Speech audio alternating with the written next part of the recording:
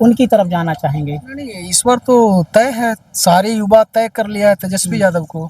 दावे में आने वाले नहीं है मुसलमान एम बाई का समीकरण पर इस बार चुनाव तेजस्वी यादव को उन्होंने चेहरा मान लिया है। पूरी नकली है सर, बीजेपी नकली है, झूठा पार्टी का जो बात है ना एकदम रियल अब साबित हो रहा अच्छा, हम बेलागंज विधानसभा में हैं और 8 बार सुरेंद्र प्रसाद जी जो जहानाबाद के सांसद हैं वो यहाँ से विधायक बने लगभग 30 साल। क्या लगता है कि उन्होंने सही काम किया अपने राज्य में? क्योंकि आप छोटे होंगे, छोटे से जवान हो गए हैं, उनकी ही राजनीति चली, तो क्या लगता है कि उन्होंने जो काम करना चाहिए था किया, या फिर गुंडई, क्योंकि उनके ऊपर 8-9 मुकदमे भी हैं, तो उन्होंने काम किया या फिर अपने यादवों के भरोसे, जो यादव बहुल क्षेत्र है उसके भरोसे जीते? सर्वप्रथम तो आप लोग हम बताना चाहेंगे जी कि कोई एक बार मुखिया रहता है जी फिर दोबारा मुखिया बनने का प्रयास करता है जी तो कहीं ना कहीं बहुत अच्छा काम करता है तो दोबारा मुखिया बनता है। तो जिस प्रकार आपने नाम लिया सुरेंद्र प्रसाद यादव जी का, तो सुरेंद्र प्रसाद जरूर समाज को कुछ ऐसे देन दिया होगा कि आज उनको जनता ने एक बार नहीं 34 साल बेलागंज में शासन करने का मौका दिया। तो सुरेंद्र यादव गरीबों का मसीहा है और हम सुने हैं और देखे भी हैं कि उनके दरवाजे पे ना कोई खाली पेट लौटा है और ना कोई खाली हाथ लौटा है। ये है सुरेंद्र यादव का अपना कर्तव्य। अच्छा, अभी लड़के को उन्होंने विश्वनाथ कुमार सिंह को, जो उनका बेटा है वो उनको आए थे 2024 के उपचुनाव में, लेकिन मनोरमा देवी ने उनको हरा दिया। तो अगर फिर से उनको टिकट मिलेगा 500%, क्योंकि कल मैं बेलागंज में ही था, वो अपने लड़के को जिताने के लिए गांव-गांव जा रहे हैं, तो क्या जीतने के चांस हैं? लोग कहेंगे कि नहीं, मनोरमा देवी जो अभी विधायक हैं वर्तमान में महिला, उनकी तरफ जाना चाहेंगे? नहीं, इस बार तो तय है, सारे युवा तय कर लिया है तेजस्वी यादव को। तो इस बार no Vishwanath Yadav, no Surendra Yadav, only for Tejashwi Yadav.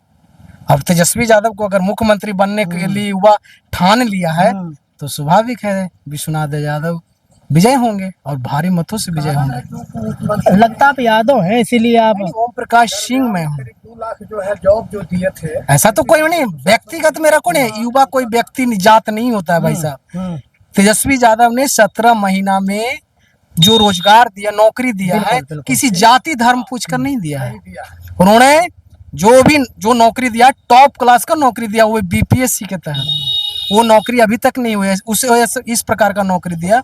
तो तेजस्वी यादव ने नौकरी जो 5 लाख दिया, कोई जाति धर्म पूछकर नहीं दिया, सभी जाति धर्म को वो नौकरी मिला है। इसलिए युवा ने ठाना है इस बार कोई जाति धर्म से ऊपर उठकर युवा इस बार तेजस्वी यादव को, क्योंकि तेजस्वी पर भरोसा है युवा को। अच्छा, 2 सवाल और लेंगे हम आपसे छोटे छोटे। पहला ये कि जब 2024 का चुनाव हुआ, उससे पहले जन स्वराज नहीं थी यहाँ पर, लेकिन जब 2024 का चुनाव हुआ तो मोहम्मद अमजद नाम के उम्मीदवार ने लगभग 17,500, अब ऊपर नीचे 200 वोट।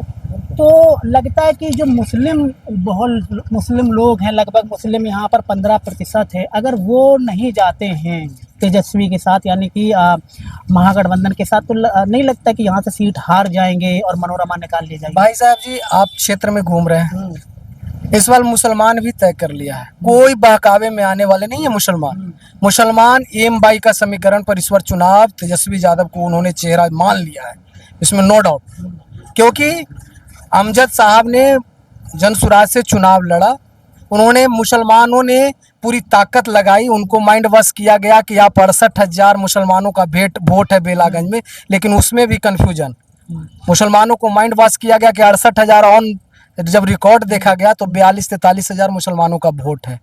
तो ऐसा कुछ नहीं, इस बार मुसलमान भी तय कर लिया है कि तेजस्वी यादव एम बाई मिलकर हम लोग तेजस्वी यादव को सरकार बनाएंगे। 20 वर्षों से हमारी सरकार में एम बाई है नहीं, तो उम्मीद है, तेजस्वी है तो उम्मीद है, तेजस्वी है तो रोजगार है, तेजस्वी है तो बेरोजगारी दूर करने का साधन है तेजस्वी। अच्छा, लास्ट सवाल, क्योंकि आपने न्यूज देखी, कल की न्यूज आपने देखी होगी, राहुल गांधी ने जो प्रेस कॉन्फ्रेंस की, बेंगलुरु सेंट्रल की जो महादेवपुरा है, वहाँ से लगभग 1 लाख प्लस वोट जो डुप्लीकेट वोट बने हैं, तो उस पर क्या सोच है आप लोगों की? क्योंकि हम बताएंगे तो एक अलग चीज हो जाएगी। आपकी क्या सोच है कि बीजेपी किस प्रकार से चुनाव जीती? पूरी नकली है सर, बीजेपी नकली है, झूठा पार्टी का जो बात है ना एकदम रियल अब साबित हो रहा है। आप 1 लाख एक विधानसभा वोट इस क्षेत्र में 1 लाख वोट गड़बड़ा रहे हो, तो ये साफ है ये फेक प्रधानमंत्री है, ये वोट चोरी करके प्रधानमंत्री बना है, एकदम प्रूफ है।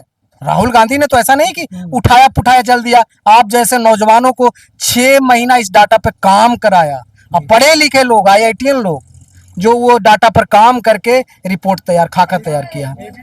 तो अगर आने वाला दिन में ये साफ है कि भाजपा झूठी और वोट चोर है भाजपा पार्टी। लास्ट सवाल, प्रशांत किशोर कुछ सीटें निकालेंगे यहाँ से या फिर अपनी सीट भी हार जाएंगे? देखिए सर, प्रशांत किशोर का कोई मसला अब रहा नहीं। बिहार ये उपचुनाव में प्रशांत किशोर जी ने आया, प्रशांत किशोर जी को पब्लिक ने देख लिया कि ये वोट कटवा है, ये चुनाव हरा सकते हैं, जिता किसी को नहीं सकते। तो पब्लिक आज ये 25 का जो विधानसभा का चुनाव है, ये कोई इंसान नहीं चाहे कि हम वोट बर्बाद करें, चाहे वो भाजपा के साथ जाएंगे या फिर तेजस्वी के साथ जाएंगे। मामला मुद्दा तो है, वोट बर्बाद नहीं करेंगे। तो इस बार जो थर्ड पार्टी है जन स्वराज, उसको कोई वोट मिलने नहीं जा रहा है। ठीक है सर, बहुत बहुत शुक्रिया।